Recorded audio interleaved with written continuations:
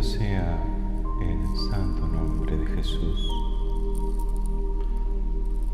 A Él el honor, el poder y la gloria.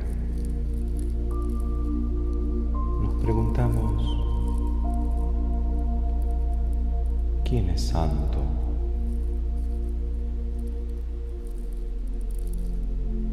¿Qué es la santidad? ¿Qué hace santo al santo? En principio, el santo es alguien que se deja hacer, se desenclava, se descentra de sí mismo, se dispone a una acción secreta y pública, una acción que procede de una promesa. Yo estaré con ustedes todos los días de la vida y hasta el fin del mundo. Jesús santifica por medio de su Espíritu. Esa es la promesa, estar y soplar el Paráclito en nosotros, los hijos de la Iglesia, y por extensión a todos los hombres de buena voluntad. Dice Jesús, yo les enviaré otro abogado, el Espíritu de la verdad. El santo es alguien que se deja hacer, se descentra de sí mismo y queda bajo la acción secreta y pública del Espíritu Santo Dios que envía a Jesús, el fruto de su Pascua. Ahí hay un surco a considerar. El santo se deja santificar, se hace disponible a una efusión, no resiste, no se resiste al Espíritu santificador. Y esa es nuestra exigencia. Así nacen y crecen las novedades de Dios en la Iglesia. La Iglesia se renueva por obra del Espíritu Santo y muy particularmente por los que se dejan guiar por Él. Los santos renuevan la Iglesia. El soplo de este abogado defensor siempre está como abriendo fuentes de santidad y familias de santos. Es el caso que tratamos y que hemos llamado espiritualidad franciscana. Hay una familia a partir de un santo. Un santo engendra santos, siempre bajo la acción del Espíritu de la verdad. En esta fuente advertimos que la pobreza y el Cristo crucificado son como el ideario conductor. El Espíritu Santo suscita en Francisco de Asís una fuente de gracia y lo concentra en una espiritualidad que es de Cristo pobre y crucificado. Esa propiedad que vivió San Francisco es la que administra el Espíritu Santo en esta familia a través de todos sus hijos. Es decir, que los hijos santos de Francisco imitan su espiritualidad. Es la orden franciscana que dio mayor número de santos en la Iglesia, considerando también a beatos y siervos de Dios. Por lo tanto, es una familia de santos muy grande, ya 800 años de vida de gracia en el mundo. Bernardino de Siena es uno de ellos. Bernardino de Siena perteneció a la orden de los hermanos menores. Es un hombre que vivió parte del siglo XIV y parte del siglo XV, y que nos dejó, no digo una novedad, pero sí una marca. Era predicador, y un predicador pacificador que difundió la devoción al santísimo nombre de Jesús. El modo en que atendió al nombre santo de Jesús fue del todo peculiar para su tiempo. Siempre en ese curso de familia franciscana, eligiendo la pobreza y el Cristo de la cruz, Bernardino de Siena hizo del nombre de Jesús una impregnación de gracia para su tiempo. Yo aconsejo rezar con el santo nombre de Jesús, en el corazón y en los labios. En principio, porque como enseña la Sagrada Escritura, es el nombre que está por encima de todo nombre. Es el nombre ante el cual se ha de arrodillar toda criatura en el cielo, en la tierra y en los abismos. Es el único nombre que nos fue dado para ser salvados, dice el apóstol. El nombre que el ángel le dio a María. El propio Jesús, habiendo mandado a predicar a los apóstoles en una ocasión, ya de regreso estos y felices, el Evangelio señala que estaban llenos de gozo. Le dicen a Jesús: Señor, hasta los demonios se nos someten en tu nombre. Bernardino de Siena, predicador excelso e incansable, hizo del nombre de Jesús una devoción que movió al pueblo de Dios a considerar este nombre, el nombre santo, Yahshua, como fuente de gracia, de escudo espiritual y de santificación. Fue un hombre huérfano de padres y criado por sus tías, que tenía, en razón de su condición de franciscano, una propiedad, un rasgo: corregía con mucha severidad la avaricia. Murió en Áquila y su cuerpo, según una tradición, manaba sangre en el ataúd, y la sangre no cesó hasta que acabaron los enfrentamientos en la ciudad,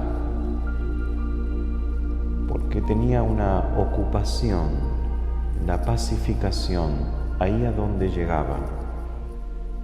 Cuando llegaba se le reconocía el predicador, el que canta el nombre de Jesús y el que trae la paz. La Iglesia lo invoca y lo celebra y le da un patronazgo, o tiene más de uno, pero vamos a señalar dos por lo menos. Es patrono de los anunciantes, de los publicistas. En nuestro tiempo, cristianos que tengan o no dedicación exclusiva a esto, pero todos de alguna manera estamos involucrados en alguna forma de publicidad o de anuncio. Conviene invocar a Bernardino de Siena, porque los patronazgos que concede la Iglesia hay que considerarlos con mucha seriedad. Lugares, sitios, templos, calles, ciudades, pueblos, locales de comercio, hay que tomar muy en serio a qué está consagrado, porque los santos y los ángeles, la Madre de Dios, toman con toda seriedad lo que se les concede como una consagración para cuidar y para distribuir la gracia de Dios. Bernardino de Siena es patrono de anunciantes, de publicistas, y también se le invoca para que sea protector y curador de enfermedades pulmonares. Tal vez porque él las padeció y tal vez porque él fue un extraordinario predicador, para lo cual se necesita aire y superar fatigas, pulmones renovados, pulmones que son reactualizados para el servicio de la gracia. Un predicador es una boca de Dios, ejerce la profecía bautismal y además el ministerio sacerdotal en el caso de Bernardino de Siena. Una familia tan extraordinariamente amplia en santos. Consideremos a Pascual Bailón, un español aragonés. Fue un pastor de ovejas, de rebaño. Hay que ubicarlo en el siglo XVI.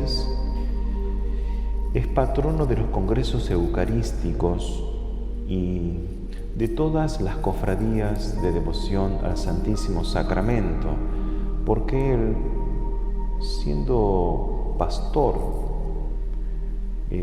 su devoción por la Eucaristía era enorme, es decir, extensa. Enorme porque a lo largo del día él no salía de la contemplación eucarística. Y en una ocasión, en una ermita a la cual se retiraba para orar, tuvo una visión de Jesús en la hostia. Este hombre que fue devoto de la Eucaristía, como es todo cristiano, pero que fue por el mismo Jesús Eucaristía, tocado con experiencia mística, a la vez fue un penitente cabal, un hombre austero, hasta que llega a la vida franciscana, porque va a ingresar en la orden franciscana. Ya era practicante, ejercitante de la vida penitente. ¿Qué es una vida penitente? Es una vida que asume el sufrimiento como ofrenda, que no huye, no corre, sino que lo asimila en razón de Jesús. Hay algo en nosotros que es conveniente considerar. Nuestra vida es pascual. ¿Qué quiere decir eso? Para nosotros el sufrimiento es parte de un dinamismo. Lo asimilamos y asumimos por amor en Cristo, sabiendo que es desde esa asimilación que brotan resurrecciones, primaveras, cambios, transformaciones. En el dinamismo de la historia que el cristiano asume, no huye de la historia, porque no huye de la historia, no huye del tiempo, asimila lo que el tiempo trae de padecimientos, porque en eso hay un dinamismo de resurrección, de transformación. Nada cambia en este mundo si no es por una razón pascual, por un paso que asume padecimientos. Esto lo entienden muy bien los santos. Aquí hablamos de Pascual Bailón. Hay muchas formas de espiritualidad ajenas al cristianismo que precisamente huyen del sufrimiento, porque huyen de la historia. Son evanescencias, son como espiritualidades de ectoplasmas, son evasiones. Nosotros no somos de la historia, porque la asume Dios. Dios se hace hombre, historia. La Pascua de Jesús es un arquetipo, un modelo. En la vida, de continuo estamos en dinamismos pascuales, pasos donde hay padecimiento, sepultura y resurrección. y así se mueve la historia hacia Dios. Esta gente, movidos por el Paráclito, informados por el Espíritu Santo, comprenden esto y se meten de lleno en esos procesos.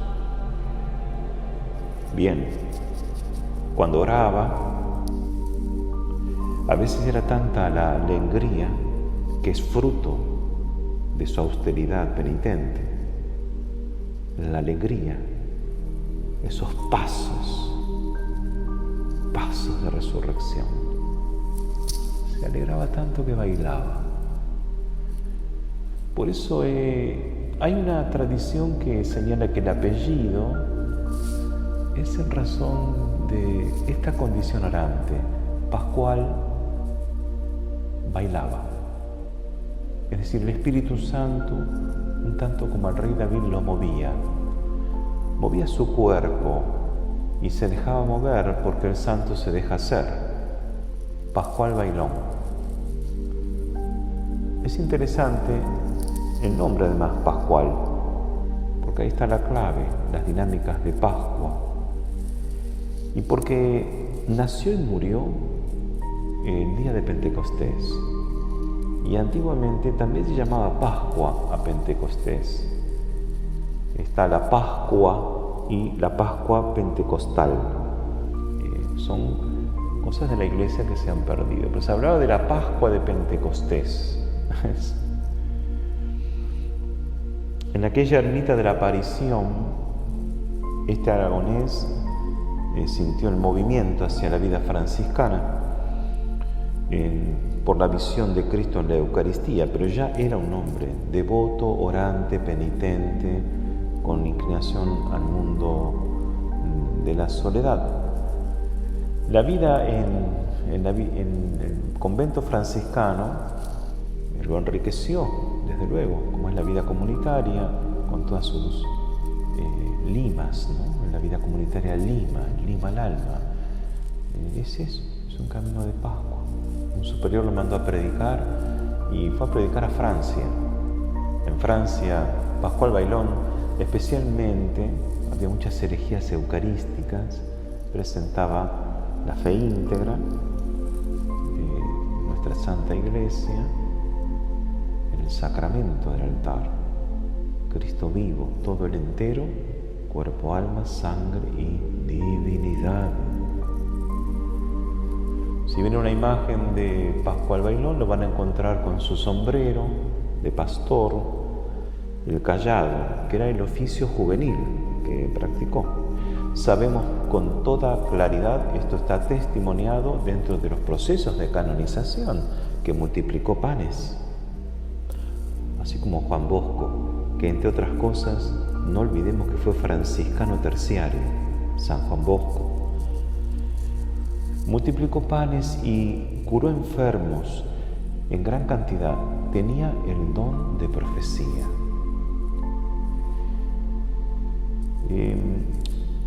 Murió en el convento de Alcántara. De ahí ya tenemos un oriundo, ¿no? San Pedro de Alcántara, que también era franciscano y que tanto bien le hizo a Santa Teresa de Ávila. La confirmó en su camino de reforma cuando muchos dudaban de ella. Bendito sea Pascual bailón, a quien bendecimos y pedimos que nos bendiga. Era hermano lego, no fue un hombre de letras, fue algo, bueno, tal vez más importante en este sentido, dejándose hacer por el Espíritu Santo, sembró el Evangelio allende su España. Amén. En Borges, me permito esta licencia, señalaba que a lo largo del tiempo nuestra memoria va como forjando una especie de biblioteca personal, privada, que está hecha de libros y de páginas y que en realidad está conformada por lo que nos ha gustado al leer. Y a veces no son los libros más famosos, Por ahí uno tiene gustos de páginas y de obras que no son las más famosas, o que de los autores famosos no son las obras más conocidas. Y Borges dice que la fama de libros y autores la dispensan los profesores, que no es importante leer aquello que es famoso, sino lo que nos gusta. Era alguien que siempre invitaba a leer por placer, lo que nos dé placer en leer. Bueno, yo lo tomo para parafrasearlo. A veces los santos desconocidos son dignos de ser conocidos porque hay una enorme belleza escondida y recabamos siempre en los mismos. Una familia como la franciscana tiene santos menos conocidos de gran magnitud, sin desmerecer desde luego a los grandes y conocidos, pero todos sabemos algo de San Antonio de Padua, desde luego del Padre Pío. Pero ¿quién conoce a Bernardino de Siena, a Pascual Bailón, que están vivos, bienaventurados en el cielo, han vencido al maligno, tienen mérito y están vivos para ser invocados, y ellos intercediendo tienen un gran interés en que nos vaya bien en Cristo y que seamos una fuente de bien para muchos? Así también pienso en Jacinta de Mariscotti, una mujer de Viterbo, Italia. Sus hermanas habían entrado al convento. En aquellos tiempos, en verdad, muchos eran llevados al convento desde niños a veces por sus padres, sobre todo los varones, y después se probaba si tenía una vocación en el andar, porque ahora el ejército para los varones, o la vida rural, o la vida conventual. Los padres querían siempre tener algún hijo sacerdote o religioso. Otro tanto con las mujeres. Aquí los padres de Jacinta llevaron al convento primero a sus hermanas y por último a ella, pero ella no quería ir. O sea, tenía una enorme resistencia y le atraía bastante el mundo, o lo que para ese contexto histórico podía ser el mundo, o lo que llamaban el mundo entonces. No tenía una fuerte inclinación piadosa. Sus hermanas sí. De modo que ella fue llevada al convento, pero no se adaptó y se fue. Y un tiempo después la volvieron a llevar y se quedó, pero se quedó a disgusto. De modo que Jacinta vivía la fe con resistencia dentro del convento y se fue haciendo dentro del convento como una vida propia, poco franciscana, porque estamos hablando de un convento franciscano, de la espiritualidad franciscana que no asumía porque se resistía a esa modalidad, a la piedad, a la devoción y a todo lo que la fe abre. Fue terciaria, pero a los 30 años tuvo una enfermedad semejante a la que tuvo Francisco.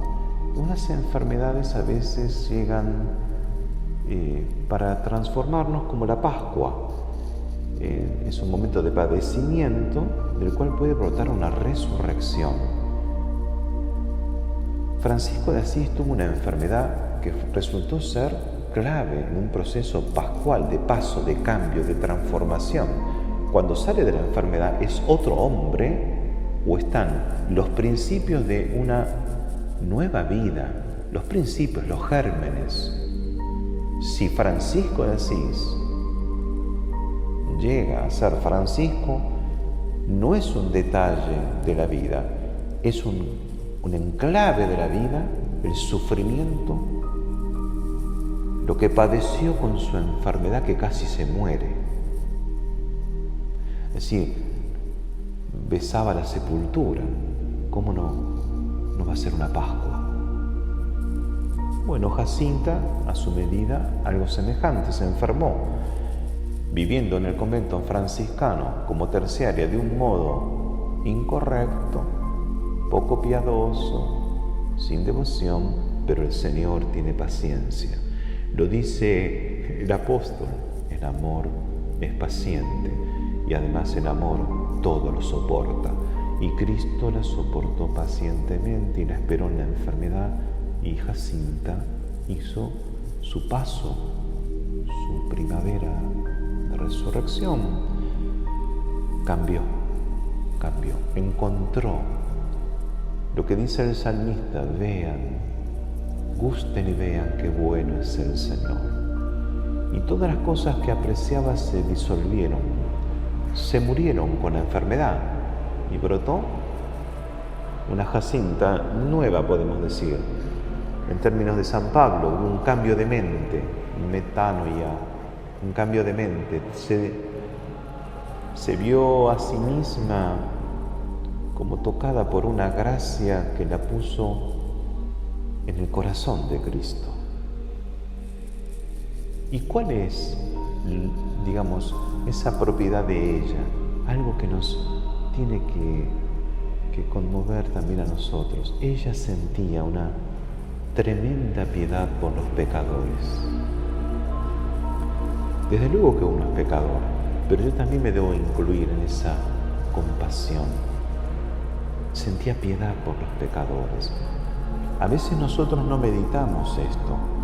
Por ejemplo, Jesús, por excelencia, es quien tiene compasión por los pecadores. Yo no he venido a buscar a los justos, sino a los pecadores. Los vine a buscar. No tienen necesidad de médicos los sanos, sino los enfermos. Y Jesús entra en la casa de Mateo, recién llamado a la vida apostólica, un hombre que era muy mal visto por sus vecinos, un hombre en este sentido de mala fama, una especie de traidor de la patria. Nadie lo quería, el recaudador de impuestos. Y Jesús va a la casa y está lleno de publicanos. Los fariseos se escandalizan. Y Jesús, ya procurando una corrección, porque los fariseos decían a los discípulos de Jesús: ¿por qué el maestro de ustedes come con pecadores y publicanos? Jesús escuchó y dijo a hombres que muchos de ellos eran doctores, estudiosos de la Torá: aprendan, les dijo. El verbo que usa es precioso: aprendan. ¿Qué significa? Yo quiero misericordia y no sacrificios. Jacinta experimentaba una compasión, una piedad, porque es una especie de Pascua, muy especialmente por los pecadores, de modo que fue con su oración, con su vida de intercesión, favorecedora de la conversión de muchos pecadores públicos, como Mateo, era público, un recaudador de impuestos, un hombre público. Entonces, figuras públicas llegaban a la conversión por la intercesión de Jacinta, de Mariscotti. Fundó cofradías y la congregación de Oblatas de María. Murió en 1640, para ubicarla, y se le atribuye un milagro en el mar. Estando ella en su convento, hubo una tormenta gravísima que estaba por llevar al naufragio a una nave, y la invocaron. ¿Cómo es posible que se invoque a alguien que está vivo? Bueno, así son las cosas en la Iglesia, gracias a Dios. Dios es más grande que nuestra conciencia, dice el apóstol, y el inmenso Señor suscita soplos de su espíritu como quiere. Por ejemplo, el libro de los Hechos de los Apóstoles narra que colaboradores, en algún sentido podemos decir discípulos de San Pablo, tomaban paños pañuelos, lienzos de Pablo, y con esos lienzos, pañuelos, paños, curaban a los enfermos y aún liberaban a personas que estaban poseídas por espíritus malignos. Es impresionante, eso está en la palabra de Dios. Y Pablo estaba vivo. Pues a Jacinta la invocaron en una tormenta en el mar y hubo un prodigio que se hizo testimonio. La fueron luego a visitar al convento. ¿Quiénes la invocaron? La que ya conocían, a esta mujer que, además de tener una gran piedad por los pecadores, llegó a una raíz de humildad que fue un rasgo de su santificación. Una mujer que se hizo muy humilde después de esa Pascua. Entonces apenas la fueron a buscar, se escondió de quienes la señalaban como la intercesora, y no una intercesora lejana, sino que la percibieron viva, presente en el mar. Si a alguien le puede esto parecer poco, voy a señalar algo que de alguna manera confirma lo mucho que está detrás de todo esto. Su cuerpo está incorrupto. Amén. Sí que ese es signo de resurrección, un anticipo. Cuerpo incorrupto en Viterbo, en el monasterio de San Bernardino de Siena. Bueno,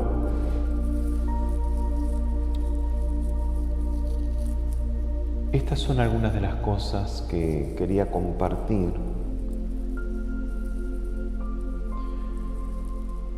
alentando siempre a un camino de santificación que para mí tiene un eje no tanto en hacer cosas yo, sino dejarme hacer por Dios. Los santos, finalmente, no es que comprenden solo esto, sino lo viven. Es como que Dios, en un camino de santificación, si se me permite la expresión, aplasta el yo.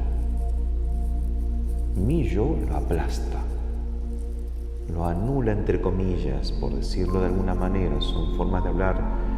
El lenguaje espiritual es un lenguaje que busca metáforas y nunca encuentra la más apropiada, porque estamos en un misterio. En el misterio nadie domina. En el misterio uno camina como descalzo y va vislumbrando según Dios revela. Ciertamente, el yo no es protagonista en la vida del santo. No lo es. Es Cristo. Cuando San Pablo dice, no soy yo quien vive, sino Cristo quien vive en mí, está señalando esto. ¿Cómo no soy yo quien vive? Yo no vivo. No hay yo, está muerto. Es un modo de hablar. El yo no es protagonista en la vida del santo, sino Cristo en él. ¿Y dónde está el yo? Está asimilado en Cristo porque se entregó, se hizo ofrenda.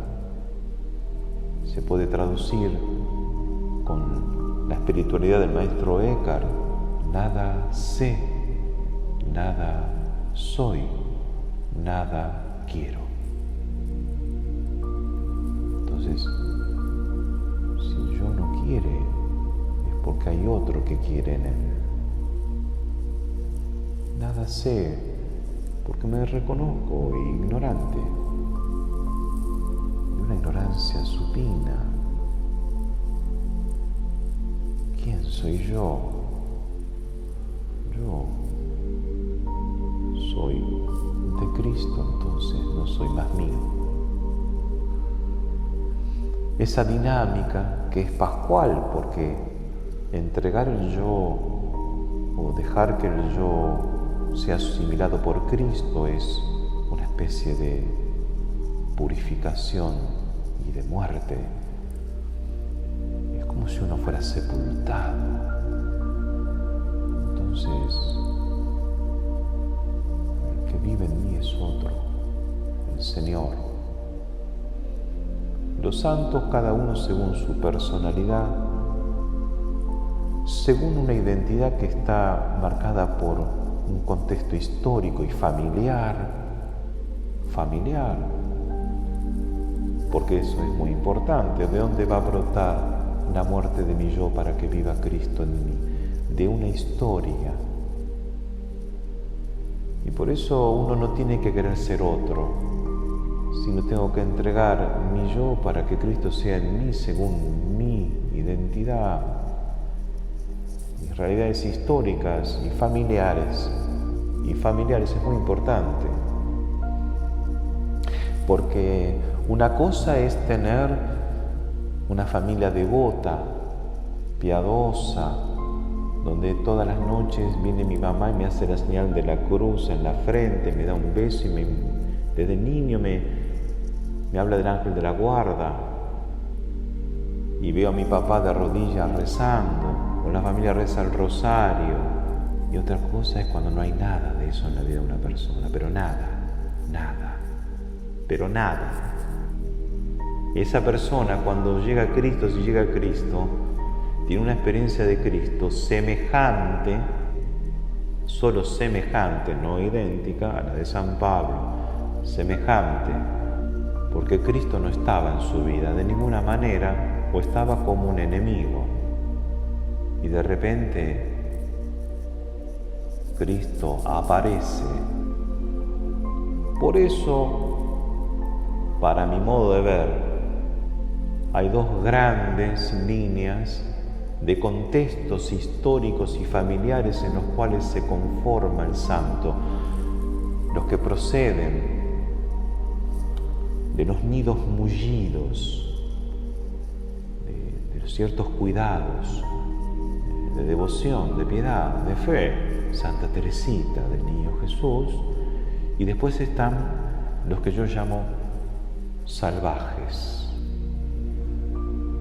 Es correcto, como lo dice el Salmo, me encontraste en una soledad poblada de aullidos. Ahí me incluyo yo. Me encontraste en una soledad poblada de aullidos. Son los cuya vocación es salvaje, porque está hecha de solo Cristo, desde un origen, sin apoyaturas, ni familiares, ni comunitarias. Para algunos Cristo está antes que la Iglesia, cronológicamente. Tienen una experiencia de Cristo y después llegan a la Iglesia. En cambio, otros tienen ya una iglesia doméstica, en la cual Cristo está ya incorporado. Como fuere, para unos y otros, todos los hijos de la iglesia, el yo se tiene que entregar para que, dejándome hacer por otro, que es el Señor de la vida, brille Él. Brille Él. Amén. Gloria al Padre, gloria al Hijo, gloria al Espíritu Santo, como era en el principio, ahora y siempre,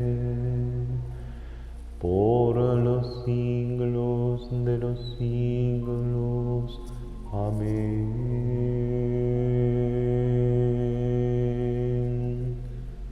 El Señor, que es bueno, los bendice.